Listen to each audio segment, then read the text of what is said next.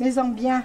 L'air de rien, ces deux-là partagent plus qu'une recette. Là, allez, ça devrait aller. C'est un moment de vie, un atelier chandeleur que Jacques et Annie savourent, alors qu'il y a à peine 1 an et demi, cette retraitée et ce jeune autiste ne se connaissaient pas. Ils font la cuisine eux-mêmes. Alors on leur apprend rien, c'est que ils veulent nous rendre service et nous on est contents. Des sourires et des rires qui se mêlent tous les jours dans cette salle partagée. Seniors de plus de 65 ans et jeunes en situation de handicap vivent sous le même toit, dans cet immeuble partagé, mais chacun dans son appartement. Ouais! Jacques vit avec Frédéric et 3 autres jeunes souffrant de troubles autistiques dans une colocation gérée par l'association Eureka.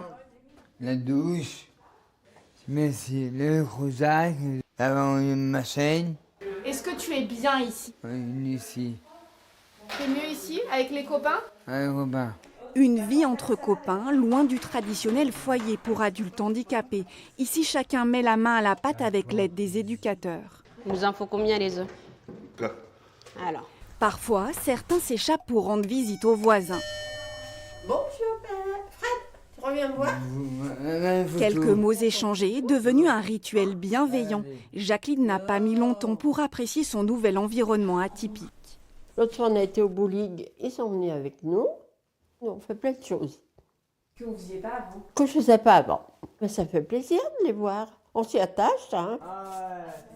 Tous les jours, des animations sont proposées dans la salle partagée. Sur la vingtaine de personnes âgées locataires dans l'immeuble, une quinzaine y participe régulièrement, un succès qu'il a fallu accompagner. On a beaucoup répondu en fait à certaines questions, à certaines appréhensions que les personnes pouvaient avoir face au handicap.